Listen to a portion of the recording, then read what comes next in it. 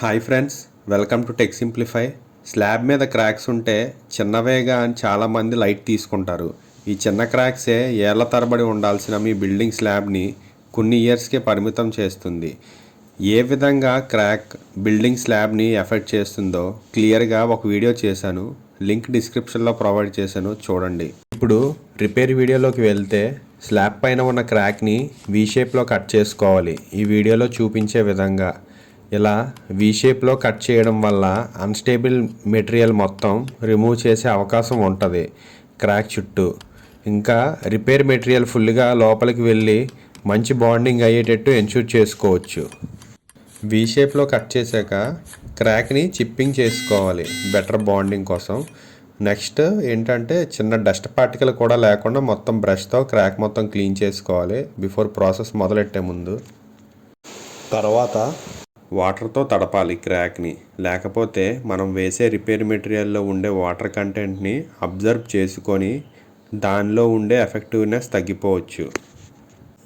ఇప్పుడు మనం bond coat వేసుకోవాలి. ఈ బాండ్ కోట్ వల్ల అడ్వాంటేజెస్ ఏంటంటే మన ఎగ్జిస్టింగ్ స్లాబ్ ఇంకా రిపేరింగ్ మెటీరియల్ని బాండింగ్ అనేది చేస్తుంది, అంటే లాక్ చేస్తుంది టూ మెటీరియల్స్ని. దీనికోసం మనం 1:1 రేషియోలోని 1 కప్ సిమెంట్ తీసుకుంటే 1 కప్ డాటర్ ఫిక్స్డ్ 301 తీసుకొని బాగా మిక్స్ చేసుకొని ఆ క్రాక్ ఏదైతే ఉన్నదో దాని మీద వేయాలి ఫుల్ బాండింగ్ అయ్యేటట్టు. ఈ వీడియోలో చూపించే విధంగా. మనకి మెయిన్ ప్రాబ్లం ఏంటంటే కన్స్ట్రక్షన్లోని పాత సిమెంట్ని కొత్త సిమెంట్తో బాండింగ్ చేయడం. With bonding code we can achieve it. Bonding code complete అయ్యాక సిమెంట్ అండ్ శాండ్ని మనం 1:3 రేషియోలో తీసుకోవాలి.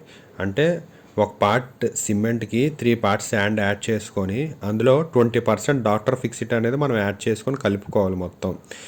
అంటే మనం ఒక 10 కేజీలు సిమెంట్ తీసుకుంటే ఒక 2 కేజీలు డాక్టర్ ఫిక్సిట్ అందులో యాడ్ చేయాలి. యాడ్ చేసి బాగా కలుపుకొని ఇది ఆ క్రాక్లో ఫిల్ చేసుకోవాలి ఈ పిక్చర్లో చూపించిన విధంగా. ఇలా చేయడం వల్ల ఏంటంటే ఎక్కడ ఎయిర్ గ్యాప్స్ అవి లేకుండా మంచిగా కాంపాక్షన్ అనేది జరుగుతుంది మనకి. తర్వాత సర్ఫేస్ బాగా ఫినిషింగ్ వచ్చేటట్టు చేసుకోవాలి. ఈ విధంగా క్రాక్ ఫిల్ చేసుకున్నాక వాటర్ ప్రూఫింగ్ అనేది చేసుకోవాలి. మనం స్టార్టింగ్లో ప్రిపేర్ చేసి ఉంచుకున్నాం కదా బాండ్ కోట్కి వాడే మెటీరియల్ని, ఇక్కడ వాటర్ ప్రూఫింగ్ కూడా ఉపయోగించి చేసుకోవచ్చు మనం. మీరు ఈ క్రాక్ ఫిల్ చేసే ముందు ఒక విషయాన్ని అవగాహన చేసుకోవాలి.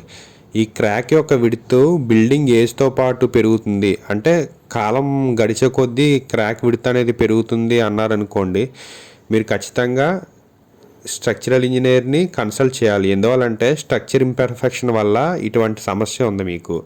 ఇంకోటి ఏంటంటే మాకు క్రాక్ విడ్త్ అనేది పెరగలేదండి, సేమ్ సైజ్ ఉన్నది, దీనివల్ల మా స్లాబ్ పాడవుతుందేమో అనుకుంటున్నట్టయితే ఇప్పుడు నేను చూపించిన మెథడ్ని ఫాలో అవ్వండి. మీకు క్రాక్ అనేది 100% వాటర్ టైట్ అనేది అవుతుంది. మీకు ఏమన్నా డౌట్స్ ఉన్నా లేక సివిల్ ఇంజనీరింగ్కి సంబంధించి ఏమన్నా ప్రాబ్లమ్స్ ఏమన్నా ఫేస్ చేసినా మీరు నాకు ఖచ్చితంగా కమెంట్లో మీ డౌట్స్ని ప్రాబ్లమ్స్ని తెలియజేయండి. నేను ఖచ్చితంగా రిప్లై అనేది ఇస్తాను. నేను మర్చిపోకుండా please like and subscribe to this channel.